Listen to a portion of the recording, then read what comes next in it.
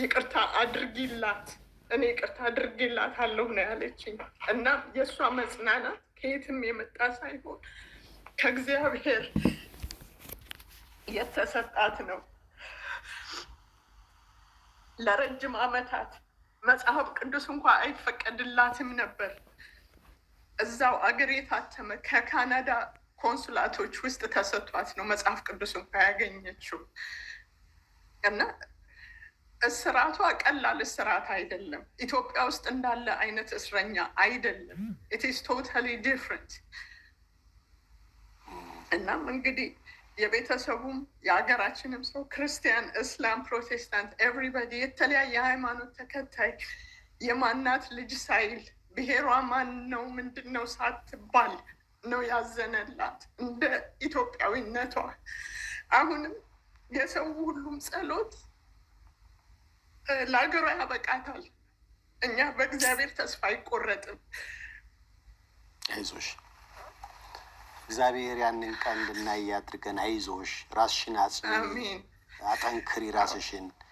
በእርግጠኝነት ከሞት ፍርድ ወደ እድሜ ልክ ያመጣው እግዚአብሔር ጉዳዩን በቀጣይ ደግሞ ጥሩ ነገር እንድንሰማ ያደርገናል ብዬ አስባለሁ።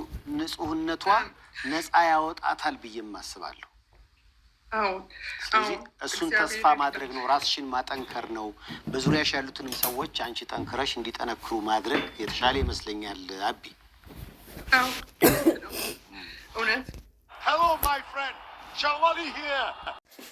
እንግዲህ እንደሰማችሁት በጣም ቅስም የሚሰብርና የሚያጽናና በጣም የሚያሳዝን ታሪክ ነው። የናዝራይት ጉዳይ የናዝራይት እህት ስትናገር እንደሰማችኋት ለረጅም ዓመት በቻይና የእጽ ዝውውር ይዘሽ እየተዘዋወርሽ ነው ተብላ ተይዛ ክስ ላይ ትገኛለች። በጣም ከባድ ነው እና እላችኋለሁ ውዶችዬ፣ ይሄ ነው እንግዲህ በጣም የሚከብድ ለማመን የሚከብድ ለመስማት የሚከብድ በጣም በቃ የሚያሳዝን ነገር ነው ታሪኩ ማለት ነው። እና ታሪኩና ስቲሩ በጣም ያሳዝናል። እንግዲህ እግዚአብሔር አምላክ መጨረሻውን ወደ ቤተሰቦቹ አምጥቶ ያገናኘን ነው የሚባለው። እና በጣም በቃ ለመስማትም ለማየትም የሆነ አላለም በቃ ይከብዳል ያለው ነገር። እህት ወንድሞቼ እንግዲህ በጣም እኔ እንደሰማሁት እኔ እንዳየሁት በጣም የሚያሳዝንና በጣም እንትን ያደርጋል። ታውቃላችሁ እህቷ ስትናገር በነገራችን ላይ አሁን 7 ዓመት ሞላት። 7 ዓመት ማለት በጣም ረጅም ጊዜ ነው እና 7 ዓመት የ7 ዓመት እናቷን ሳታይ ቤተሰቦቿን ሳታይ ምን ሳትል እቺ ልጅ 7 ዓመት በሙሉ እስር ላይ ትገኛለች ማለት ነው። እና እግዚአብሔር ይርዳት ነው የምንለው፣ ሌላ ምንም አንልም።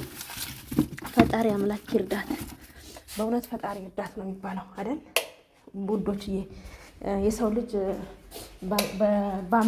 ባመናችሁ ሰዎች ስትከዱ በጣም ይከብዳል። ባመናችሁ ሰዎች እሷም ባመነችው ሰው የተከዳችሁ በጓደኛዋ በገዛ ጓደኛዋ ባመነቻት ጓደኛዋ አታረገኝም ብላ ማለት ነው በይዛ በሄደችበት ጓደኛዋ ነው የተከዳችሁ።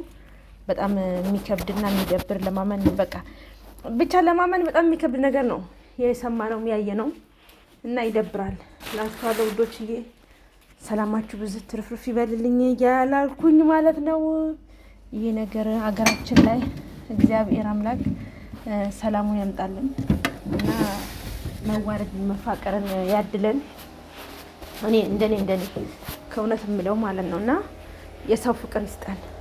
መለያየትን መቃራንን የሆነ ለየት ያለ ነገርን እንኳን እንዳን ሰጥ ማለት ነው እና ለሰው ዘር በሙሉ መልካም ነገርን ያጋጥም እና ይቺ ልጅ ለቤተሰቦቿ እንደዚህ ሰቀቀን የሆነችበት በጣም የታሰረችበት እስር እንኳን ኢምፖርታንቲንግ የሆነ ቦታ ላይ ነው ያለችው እና ባመናችሁ ሰዎች ስትከዱ ማለት ነው ባመናችሁ ሰዎች ስትከዱ ማለት ነው በቃ ባመናችሁ በኔ ባላችሁ ሰዎች ስትከዱ ማለት ነው ምን ያክል ቅስማችሁ ይሰበራል እናንተ። እና በጣም ከባድ ነው፣ ይከብዳል። አሳዘነችኝ። እኔ በእውነት እህቷ ስታወራ በጣም ያሳዘነችኝ። በጣም ነው የምታለቅሰው። እንዲሁም ማለት ነው የሚከብድ ነገር ለመስማት በጣም የሚደብርና ለመስማት የሚከብድ ነገር ነው ያለው ማለት ነው። እህቶቼ ራሳችሁን ጠብቁ። በነገራችን ላይ ሰው ሀገር ላይ ስትሄዱ እቃ አለመያዝ፣ ለሰው እቃ የሚባል ነገር አለመያዝ። በቃ ራሳችሁን ችላችሁ ግቡ። ግማሹ 500 ምናምን ብር ይጠፋበታል፣ ግማሹ ስንትና በስንት ሚሊዮን ብር ይበላል፣ ግማሹ በጣም በብዙ ነገር ነው። ብቻ ፈጣሪ ይጠብቃል። በእውነት ፈጣሪ ይጠብቃል። ሌላ ምንም አይባልም።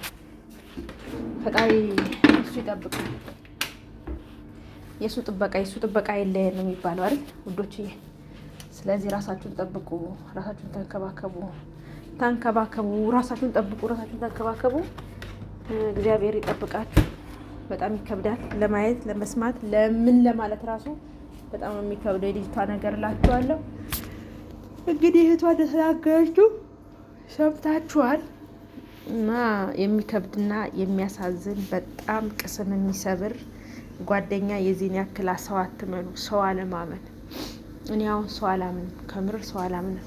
ሰውን ቀብሮ ነው ማመን። ለካንም እግዚአብሔር ነው የምላችሁና ሰውን ካልቀበራችሁት እንዳታምኑት። ሰውን ቀብሮ ነው ማመን። ቀብሮ ነው ሰውን ማመን። በእውነት እኔ በቃ ሰውን ቀብሮ እንደማመን ነው እንትን ያልኩት ማለት ነው። ሰውን ቀብሮ ነው ሰውን ቀብሮ ነው ማመን። ሰውን ካልቀበራችሁት ማመን የለም እና የሚከብድ ነገር ነው። ለማየትም ለመስማትም የሚከብድ ነገር ነው ማለት ነው። በጣም ይከብዳል። የሰው ልጅ በዚህ ልክ ለሰው ልጅ ክፉ ከሆነ በጣም ነው የሚከብደው። ገብርኤልን እንዴት የገዛ ጓደኛሽ እቃ ይዘሽልኝ ሂጂ ብትልሽ አንቺ እንደዚህ ታረጋታለሽ? አይደረግም። የማይደረገውን ነገር ነው ያደረገችው።